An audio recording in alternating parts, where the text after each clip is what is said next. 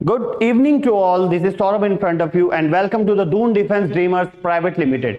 Guys, this is my third lecture on the kinematics. इसमें हम लोग आज डिस्कस करेंगे स्केलर और वेक्टर प्रोडक्ट्स को। स्केलर और वेक्टर क्वांटिटीज में ऑलरेडी आपसे डिस्कस कर चुका हूं लेक्चर 1 में, ठीक है। लेकिन अब हम बात करेंगे कि किसी भी वेक्टर क्वांटिटी को किस तरीके से ऐड किया जाता है, मल्टीप्लाई किया जाता है, उन सब चीजों को डिस्कस किया जाएगा इस लेक्चर में। क्लियर? तो अब हम स्टार्ट करते हैं सबसे पहले अपने इस काम को। तो scalar and vector products lecture 3।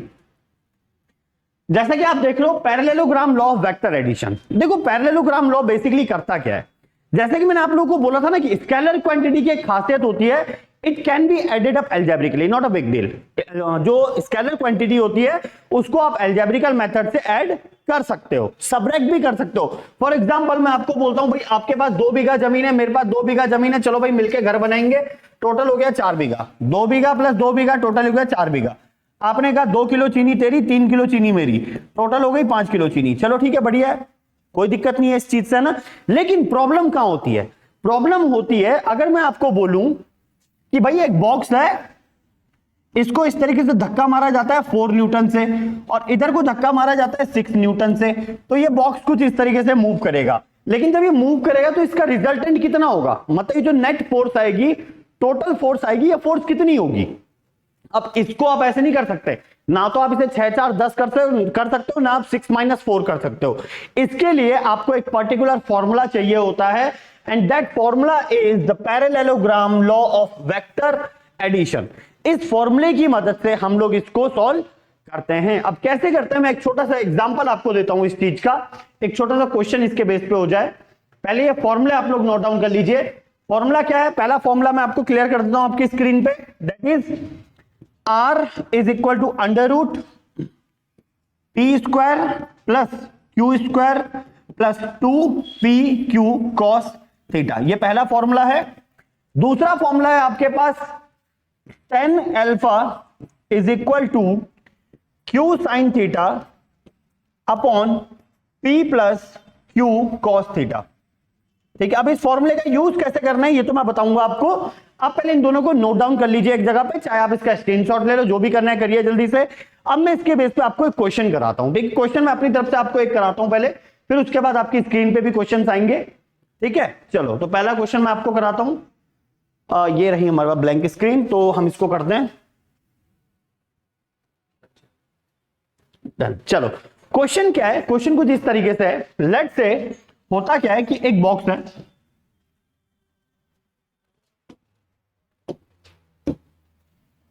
ये रहा एक बॉक्स, ठीक है। इस पे मैंने क्या किया, मैंने इस पे फोर्स लगाई 4 न्यूटन और इधर से फोर्स लगाई 6 न्यूटन। ठीक है, ये 2 फोर्सेस लगाई। अब ये बॉक्स कुछ इस तरीके से मूव करेगा, हम लोग जानते हैं इस बात को।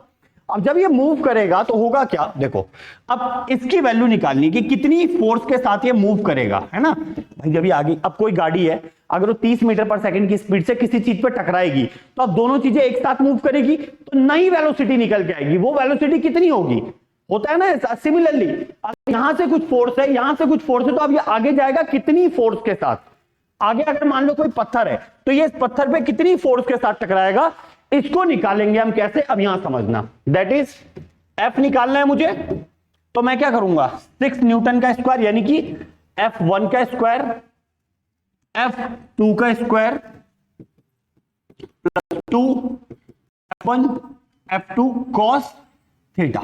चलो F square is equal to, मेरे पास आ जाएगा 6 का स्क्वायर यानी कि 36 प्लस 4 का स्क्वायर यानी कि 16 प्लस 2 इंटू 6, F1 है 6 और F2 है आपके पास 4 into cos 90 and the cos 90 is equal to 0। cos 90 is equal to 0। तो मैं क्या कर सकता हूं, डायरेक्ट इतना पोर्शन तो आपके पास 0 हो जाएगा, तो इसको तो लिखने की जरूरत नहीं है। तो आपके पास आया F square is equal to 36 plus 16 कितना हुआ 52। तो ये आ गया आपके पास F is equal to under root 52 newton. तो ये आई आपके पास रिजल्टेंट फोर्स, यानी कि ये जो ब्लॉक है अब ये आगे की तरफ 52 न्यूटन की फोर्स के साथ मूव करेगा। Clear? That is the resultant force. अच्छा, तो ये कंडीशन, अब यहां पे समझ में आया कि बेसिकली रिजल्टेंट होता क्या है। क्लियर। अब मैं आपको यहां पे 3 केसेस समझा देता हूं। कौन कौन से केसेस हैं ये क्लियर रखना। पहला केस यहां समझना, पहला केस, अगर मान लो आपके पास एक बॉक्स है इस तरीके से, और एक आदमी इस बॉक्स को ऐसे खींच रहा है 6 न्यूटन की फोर्स से, और एक आदमी इस बॉक्स को धक्का मार रहा है 2 न्यूटन की फोर्स से। ठीक है, एक आदमी उसको खींच रहा है, एक धक्का मार रहा है, दोनों की फोर्सेस अलग अलग हैं। तो रिजल्टेंट फोर्स कितनी होगी, देखो R square A square plus B square plus 2ab cos 0। ठीक है, नाउ द कॉस 0 इज 1। मैंने थीटा 0 क्यों लिया, क्योंकि 2 न्यूटन और 6 न्यूटन दोनों के दोनों सेम डायरेक्शन में है, राइट। जो 2 न्यूटन है और 6 न्यूटन है दोनों सेम डायरेक्शन में, तो थीटा 0 हो गया आपके पास। अब रिजल्टेंट कितना आ जाएगा, R square is equal to A square plus B square plus 2ab, because cos 0 इज 1, दैट्स व्हाई उसे लिखने की जरूरत नहीं है। तो अब आपके पास आ जाएगा are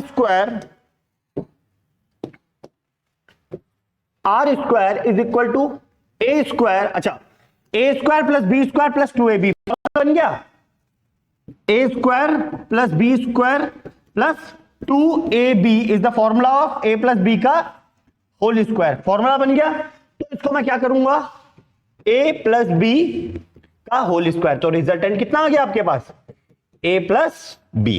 so that's the formula. अब ये कब लगेगा, जब थीटा की वैल्यू 0 है। तो आप क्या लिख सकते हो, case 1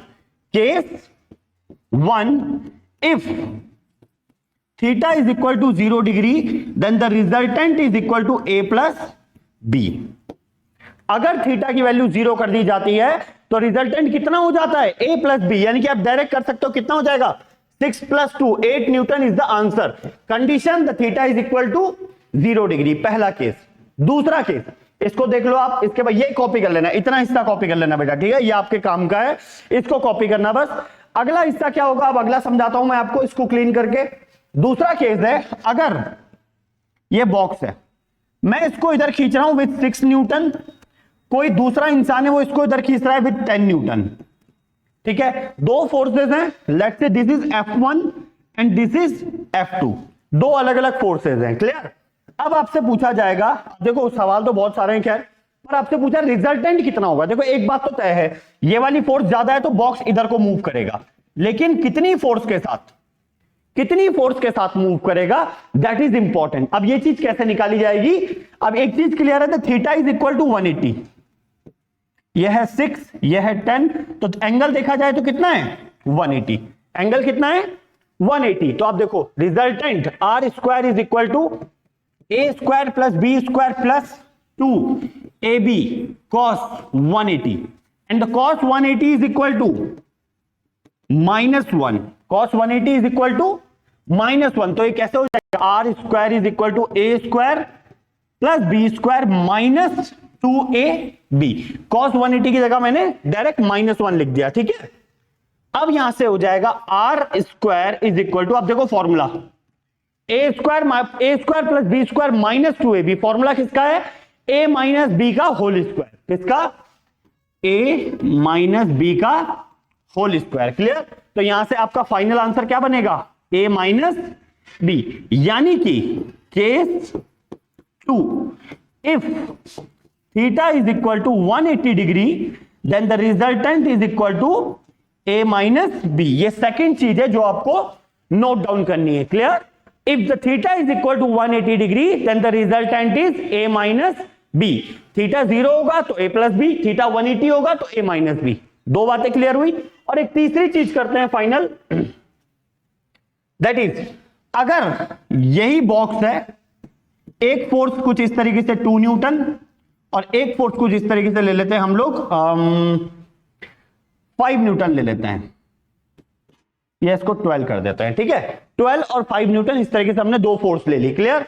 now the resultant again formula same रहेगा आपके पास, A square plus B square plus 2ab cos 90। Similar है भाई, सीधी सी बात है ये तो, इसमें तो कोई दिक्कत ही नहीं किसी को, दोनों के बीच का एंगल 90 बन रहा है फोर्स में। तो cos 90 is equal to 0। Now R square is equal to R square is equal to A square plus B square, ये वाला पोर्शन पूरा जीरो हो जाएगा, उसको लिखने की जरूरत नहीं है। ओके, तो आपके पास आ जाएगा R square is equal to, A की वैल्यू कितनी है, ए की वैल्यू है आपके पास 12 का स्क्वायर और बी आपके पास 5 का स्क्वायर, तो आर स्क्वायर इक्वल टू कितना हो जाएगा 144 प्लस 25 इज इक्वल टू 169। यानी कि कहने का मतलब क्या है कि रिजल्टेंट कितना हो जाता है, R is equal to under root A square plus B square. तो यहां पे केस थर्ड क्या बन जाएगा बेटा, if theta is equal to 90 degree then R is equal to under root A square plus B square. So that's the case third. तो ये तीन केसेस हैं जो आपको हमेशा याद रखने हैं, कब, रिजल्टेंट कैलकुलेट करते हुए। ओके, तो ये तीनों केसेस आप लोग कॉपी कर चुके होंगे या फिर स्क्रीनशॉट ले चुके होंगे, वीडियो आप बार बार देख सकते हो, कोई प्रॉब्लम नहीं है। तो ये तीनों केस हमने यहां पे कर दिए। अब हम लोग डिस्कस करेंगे कि वेक्टर्स को मल्टीप्लाई कैसे किया जाता है। तो देखो, वेक्टर्स को अलग अलग कैटेगरीज में देखा जाता है। मैं पहले आपको ये चीज क्लियर हुई, अब हम यहां से आगे बढ़ते हैं। अब आगे बढ़ते हुए क्या होगा मैं आपको बताता हूं कि वेक्टर्स को दो कैटेगरीज में रखा गया है। ठीक है, मल्टीप्लाई करने के लिए हमने दो कैटेगरीज रखी हैं, कौन कौन सी मैं आपको क्लियर करता हूं। देखो, एक होता है स्केलर प्रोडक्ट, एक होता है स्केलर प्रोडक्ट और दूसरा होता है वेक्टर प्रोडक्ट। दो कैटेगरीज हैं, स्केलर और वेक्टर। स्केलर प्रोडक्ट का दूसरा नाम होता है डॉट प्रोडक्ट और वेक्टर प्रोडक्ट का दूसरा नाम होता है क्रॉस प्रोडक्ट। ठीक है, लेकिन इन प्रोडक्ट्स को पढ़ने से पहले आपको यह पता होना चाहिए कि वेक्टर को लिखने का तरीका क्या होता है। फॉर एग्जांपल, अभी तक क्या होता था, देखो, जब आप छोटे थे ना तो आपको क्या बोला जाता था कि हमने एक बॉडी पे फोर्स लगाई 2 न्यूटन, हमने एक बॉडी पे फोर्स लगाई 2 न्यूटन। लेकिन एक बात सोचो ना, आपको बचपन से बोला गया है कि vectors have magnitude as well as direction. अब देखो, यहां पे तो मैंने बोला 2 newton, 2 newton is the direction, then where is the magnitude, magnitude कहां गया भाई। अब मैग्नीट्यूड कैसे निकाला जाता है, तो जब आप 11th क्लास में आए होंगे तब आपको ये चीज सिखाई गई होगी कि भाई मैग्नीट्यूड को कैसे लिखा जाता है। तो किसी भी वेक्टर को लिखने का जो तरीका है, जैसे मान लो फोर्स की बात करता हूं मैं, एक फोर्स की बात करता हूं मैं, तो फोर्स को किस तरीके से लिखा जाएगा, X that is F X I cap F Y J cap plus F Z K cap. Now what is X Y Z, अब इस चीज को मैं क्लियर करता हूं। यहां देखो,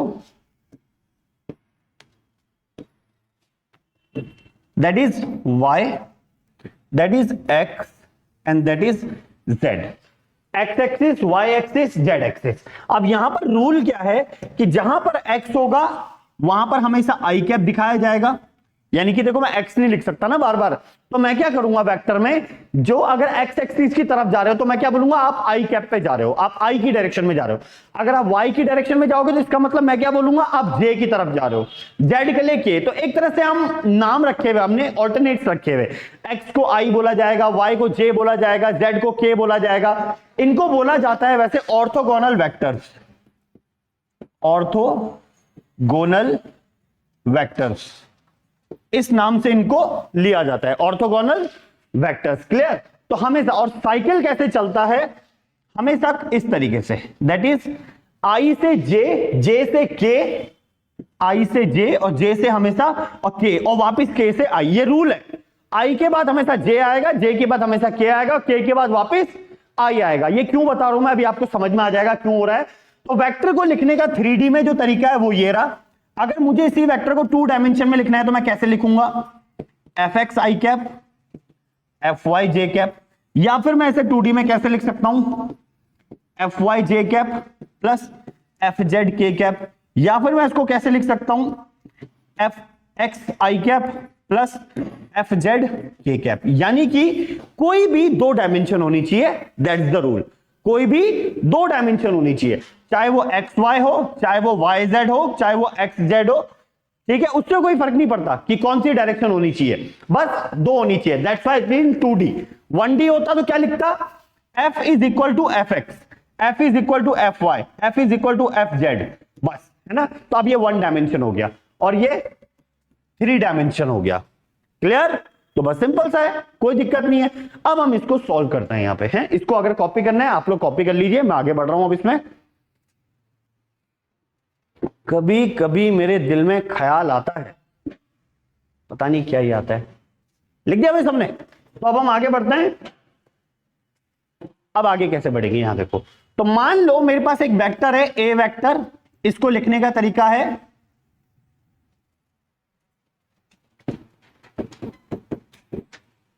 ए x I cap, A Y J cap और ए जेड के कैप। सिमिलरली दूसरा वेक्टर है B vector, B x I cap, B Y J cap और बी जेड के कैप। इस तरीके से मेरे पास कोई भी दो वेक्टर, देखो ए और बी कुछ भी हो सकते हैं।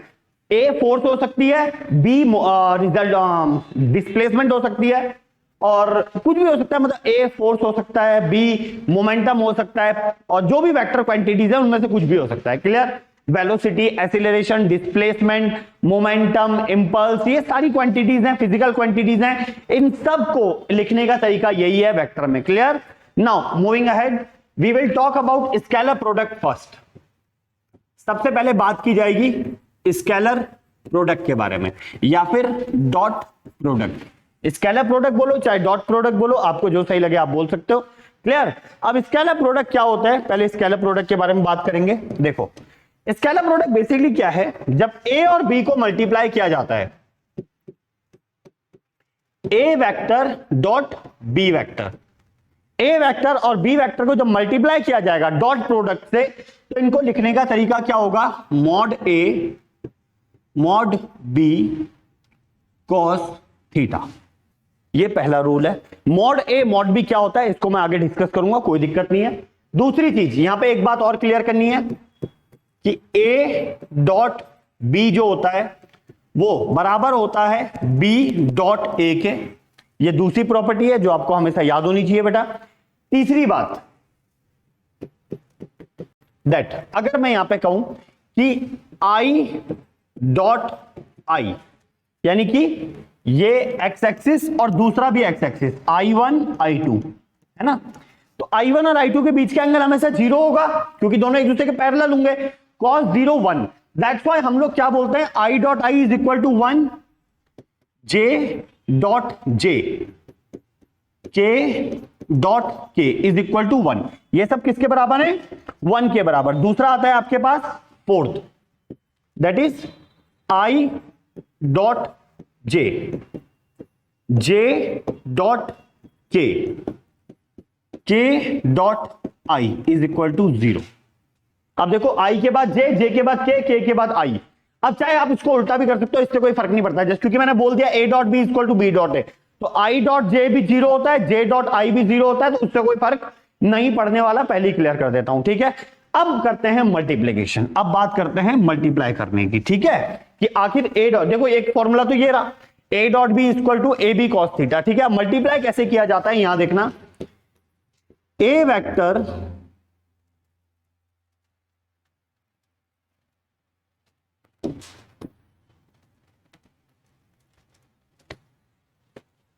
मल्टीप्लाई कैसे करते हैं इस चीज को देखना बेटा। A vector dot B vector is equal to, अब यहां पे सोचना है, देखो इस ए एक्स की मल्टीप्लाई करनी है मुझे इन तीनों से, तो ए x I cap dot B x I cap, A x I cap dot B Y J cap और ए x I cap dot B Z K cap. ठीक है, यही होगा। तो यहां पर एक चीज नोटिस करना आप लोग, A X into B X लिख दिया, A X into I dot I 1 होता है, यहां पर मैंने लिखा दिया आपको। ठीक है, plus A X into B Y I dot J is equal to 0, तो ये तो कैंसिल आउट हो गया। I dot K is also equal to 0, तो ये भी कैंसिल आउट हो गया। तो क्या बचा आपके पास, ए एक्स इंटू बी एक्स। वैसे ही आपके पास यहां पे बचेगा ए Y into B Y, A Z into B Z. तो आपके पास फाइनल फॉर्मूला क्या बनेगा, ए X B X, A Y B Y, A Z B Z. Done. ये आपके पास फिजिकल क्वांटिटीज बची जो आपको मल्टीप्लाई करनी है। क्लियर? अब यहां से लास्ट आपके पास होता है angle between the two vectors, angle between two vectors, that is cos theta is equal to A vector dot B vector upon mod A mod B. Mod A और मॉड बी के बीच का angle. अब देखो यहां पे mod A mod B क्या है वो भी मैं आपको क्लियर कर देता हूं। यहां पे प्रॉपर्टी नंबर 7, ये सारी चीजें आपको कॉपी करनी है बेटा, ये बहुत इंपॉर्टेंट चीजें हैं सारी, इनके बेस पे ही क्वेश्चन आते हैं। अभी बता दूंगा क्वेश्चन कैसे आएंगे, क्वेश्चन भी लिखाऊंगा मैं आपको अभी साथ में, ठीक है। तो मॉड ए को लिखा जाएगा ए एक्स का स्क्वायर, ए वाई का स्क्वायर प्लस ए जेड का स्क्वायर।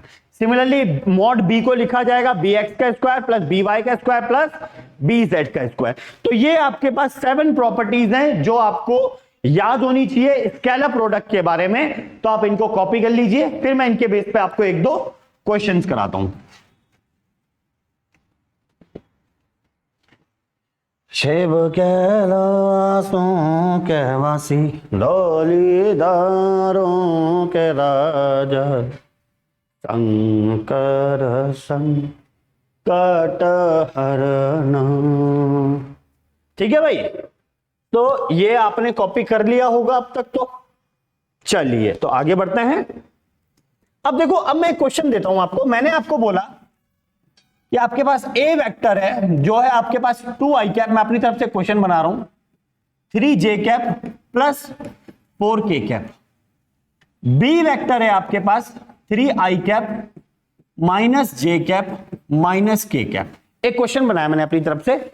आपको क्या करना है, इसमें आपको फाइंड करना है mod A and mod B.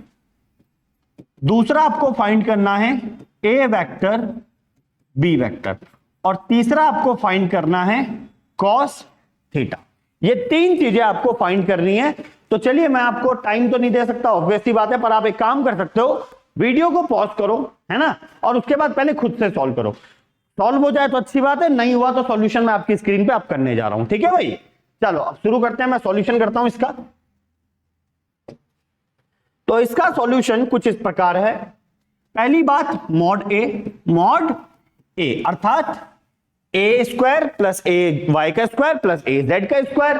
तो ए एक्स बोले तो 2, 2 2 जा 4, ए वाई बोले तो 3, 3 3 जा 9, ए जेड बोले तो 4, 4 4 जा 16, और आपका उत्तर आ गया 29, √29। ठीक है भाई।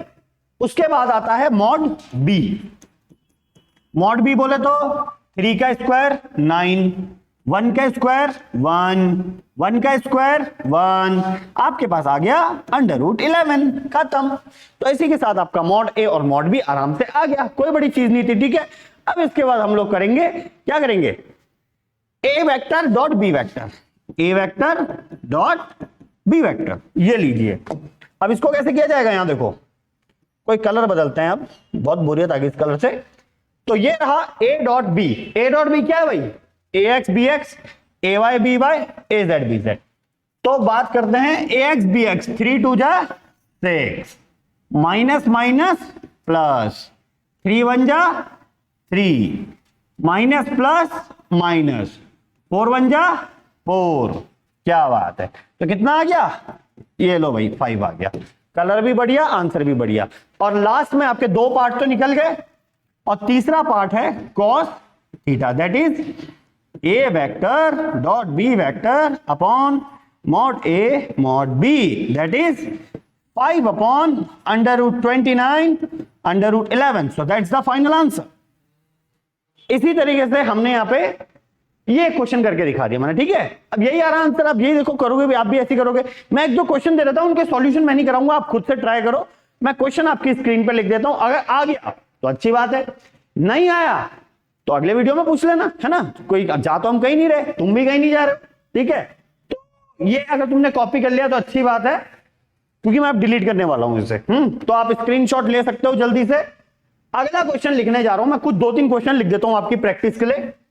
मैंने क्या लिखा, लेट से आपके पास पहला क्वेश्चन, फोर्स है 2i cap minus j cap, और डिस्प्लेसमेंट है 3i कैप।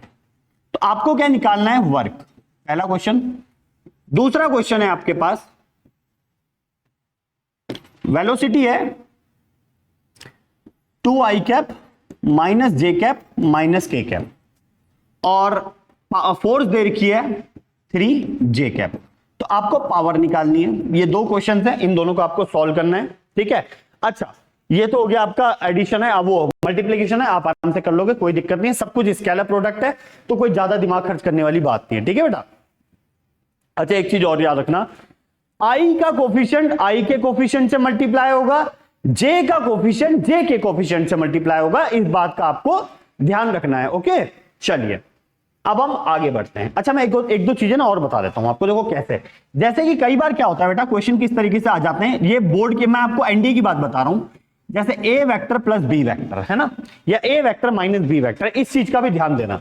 मान लो मैंने आपको बोला ए वेक्टर की वैल्यू है 2i cap 2j cap 3k cap, और बी वेक्टर की वैल्यू है आपके पास 3i कैप माइनस जे कैप प्लस 4k कैप। अब आपको क्या निकालना है, a प्लस बी, आपको क्या निकालना है, a प्लस बी। तो आप कैसे कर सकते हो, यहां पे आप इसे कर सकते हो 3 प्लस 2 5i कैप, 2 प्लस 1 ये हो जाएगा 3j कैप, और ये हो जाएगा 7k कैप, ठीक है। मतलब नॉर्मल एडिशन है बेटा, कोई बहुत बड़ी चीज नहीं है, नॉर्मल मैथमेटिक्स है जो आप बचपन से करते आए हो। आई के साथ प्लस होगा, जे के साथ होगा, के के साथ होगा। अगर इसका उल्टा माइनस करना होता, तो अगर मैं बोलूं a माइनस बी निकालना है आपको, a माइनस बी कैसे होगा, 2 माइनस 3 माइनस 1 आई कैप माइनस 2 प्लस 1, तो ये हो जाएगा माइनस का 1 जे कैप, और लास्ट में 3 माइनस 4 माइनस का के कैप होगा। तो ये हो गया a माइनस बी, ये हो गया a प्लस बी, इसका उल्टा b माइनस है। इस टाइप से कुछ भी क्वेश्चन आ सकता है, तो आप लोग इस चीज के लिए हमेशा रेडी रहना। मैं आपको कुछ और क्वेश्चंस भी प्रैक्टिस कराऊंगा, परेशान मत होना। फिलहाल आपके पास ये जो बेसिक्स हैं ये क्लियर होना बहुत इंपॉर्टेंट है। चलो, तो यहां पे हमने डिस्कस किया था स्केलर प्रोडक्ट। अब हम एक और टॉपिक डिस्कस करने वाले हैं, that is called vector product. Vector product के बारे में बात करते हैं। चलिए, vector product that is cross product, ठीक है। तो वेक्टर प्रोडक्ट और क्रॉस प्रोडक्ट, इसके बारे में बात करते हैं। होता क्या है भाई, देखो जिस तरीके से हम लोग स्केलर को मल्टीप्लाई करते हैं ना, तो स्केलर में क्या होता है, अगर आपके पास एक वेक्टर ये रहा ए वेक्टर, ये रहा बी वेक्टर, तो इसका एंगल निकाला जा सकता है। हम लोग इसके बीच का एंगल थीटा हम निकाल सकते हैं आराम से, है ना। जो ये थीटा होगा दोनों वेक्टर्स के बीच में, इस एंगल को हम लोग कैलकुलेट कर सकते हैं, cos theta equal to a dot B upon a mod B वाले फॉर्मूले से। लेकिन वेक्टर्स में क्या होता है, जो वेक्टर प्रोडक्ट होता है इसमें ऐसा नहीं होता, इसमें तरीके बिल्कुल बदल जाते हैं। पहले कैसे, पहली प्रॉपर्टी a वेक्टर, और यहां पे क्रॉस लगेगा, उसमें डॉट लगा था, इसमें क्रॉस लगेगा, mod a mod b sine theta. सबसे पहली बात यहां पे क्या आता है, साइन थीटा। उसके बाद अगली प्रॉपर्टी दैट इज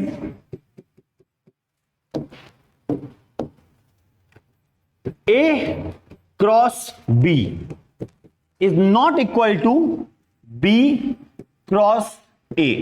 अब देखो यहां पर कम्यूटेटिव लॉ फॉलो नहीं होता, a dot b is equal to b dot a, but a cross b is not equal to b cross a, ठीक है भाई। तो यहां पर लॉ फॉलो नहीं होता, तो इस चीज का भी ध्यान रखना पड़ेगा आपको। बट यहां पे कंडीशन होती है दैट a क्रॉस b जो होगा वो बराबर होगा माइनस b क्रॉस a के। इसके बराबर मैं उसे रख सकता हूं, इसमें कोई दो राय नहीं है। क्लियर। दूसरी बात, अब आगे बढ़ते हैं। तीसरी प्रॉपर्टी है आपके पास, जैसा कि आपने वहां पे पढ़ा था i डॉट आई, तो i cross i, j cross j और k cross k is equal to 0।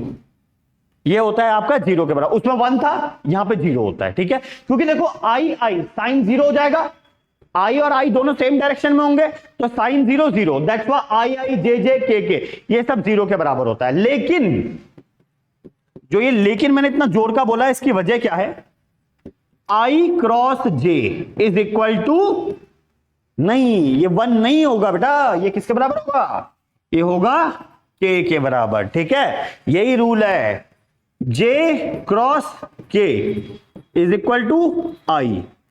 के cross I is equal to J. और अगर मैं इस वाले लॉ को फॉलो करूं, यहां पे देखो, यहां पे लिखा है ना A cross B minus B cross A के बराबर होता है, तो मैं इसको एक और तरीके से लिख सकता हूं, माइनस जे क्रॉस आई माइनस के क्रॉस जे माइनस आई क्रॉस के। ठीक है, ये आपके पास जो इसकी प्रॉपर्टीज हैं, 4 प्रॉपर्टीज। इसके अलावा एक इसकी प्रॉपर्टी है जो थोड़ी सी अलग है, that is how to multiply. Determinant method आप लोगों ने पढ़ा होगा 11th 12th क्लास में। डिटरमिनेंट मेथड मैथमेटिक्स का एक फॉर्मूला है जिसको आपने पहले भी डिस्कस किया होगा। उसको थोड़ा सा मैं आपको समझा देता हूं कि अगर मुझे किन्हीं भी 2 वेक्टर्स को मल्टीप्लाई करना है, फॉर एग्जांपल ए वेक्टर है ax i cap, ay j cap और az k कैप। सिमिलरली आपके पास एक वेक्टर है B vector, bx i cap, by j cap और bz k कैप। ठीक है, तो अब आप इसे मल्टीप्लाई करोगे a क्रॉस b, तो मल्टीप्लाई करने पे क्या होगा, i cap j cap k cap. ठीक है, that is ax ay az bx by bz, ये आपके पास है। अब इसको मल्टीप्लाई कैसे करते हैं बेटा, यहां पे देखना सबके सब, इज इक्वल टू, सबसे पहली चीज आई कैप। आई कैप के नीचे की जो टर्म्स है इन दोनों को नेग्लेक्ट कर दो, यानी कि ax और bx से हमें कोई मतलब नहीं है। ay into bz, ay into bz minus az by minus, अब यहां पे क्या करेंगे हम लोग, अब यहां पे हम j को करेंगे तो इन दोनों को नेग्लेक्ट कर दिया जाएगा, तो ax की मल्टीप्लाई bz से और az की मल्टीप्लाई bx से। ठीक है, सिमिलरली लास्ट में आपका आ जाएगा k कैप, तो आप इन दोनों को नेग्लेक्ट करोगे और ax की मल्टीप्लाई करोगे by से, ax by माइनस का ay bx। इसी के साथ ये आपका टॉपिक खत्म हुआ। बस 1-2 क्वेश्चन हम इसके करते हैं जल्दी से, आप इसको जल्दी से कॉपी कर लो, जितना भी आपको कॉपी करना है स्क्रीनशॉट ले लीजिए, फिर मैं 1-2 क्वेश्चन आपको इसके करा देता हूं भी जल्दी से। चलिए, ठीक है, तो ये आई होप देखो यहां तक क्लियर हुआ होगा, कोई बहुत बड़ी चीज मैंने आपको बताई नहीं है, बहुत आसान सी बातें हमने करी हैं। Scalar product, vector product, parallelogram law of vector addition, addition और सबट्रैक्शन, ये कुछ चीजें पढ़ी हमने बेसिक सी।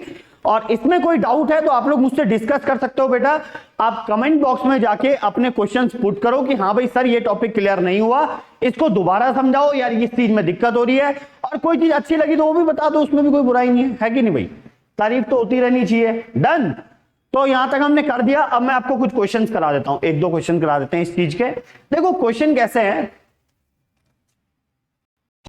जैसे मैंने बोला कि ए वेक्टर आपको गिवन है 3i कैप माइनस जे कैप, और बी वेक्टर आपको गिवन है 2i कैप माइनस जे कैप माइनस के कैप। इस तरीके से आपके पास ए वेक्टर और बी वेक्टर गिवन है। आपको क्या करना है, आपको इसका क्रॉस प्रोडक्ट निकालना है।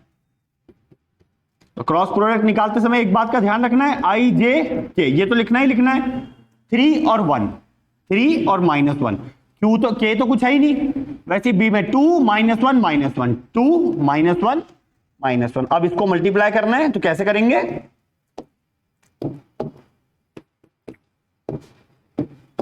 ठीक है, आई है तो आई के नीचे के नंबर्स को नेग्लेक्ट करेंगे, तो -1 इंटू -1, -1 इंटू -1 कितना हो जाएगा, दैट इज +1। उसके बाद ये तो 0 है तो इसको लिखने की जरूरत नहीं है। चल, फिर माइनस का जे कैप, जे कैप के लिए इन दोनों नंबर्स को नेग्लेक्ट करके 3 1 जा 3, माइनस का 3, 2 0 जा 0, तो उसको लिखने की जरूरत नहीं है। फिर लास्ट में प्लस का के कैप, अब इन दोनों को नेग्लेक्ट करके 3 1 जा 3 और 2 1 जा 2, तो ये प्लस का 2, दैट्स इट। तो आपके पास फाइनल आंसर आ गया i cap 3 j cap minus का 1 k cap. Done, that is the final answer a cross b. देखो फॉर्मूले में ना थोड़ा बड़ा लगता है, ऐसा लगता है फॉर्मूले की मदद से करेंगे थोड़ा टाइम लग जाएगा करने में, दैट्स व्हाई हम लोग क्या करते हैं, डायरेक्ट वैल्यूज पुट के जल्दी जल्दी कर देते हैं इसे। ठीक है, तो हम लोग फालतू उन चीजों में टाइम वेस्ट नहीं करते। अच्छा, एक ना क्वेश्चन आता है बेटा आप लोगों के पास, इस क्वेश्चन को जल्दी कॉपी करना।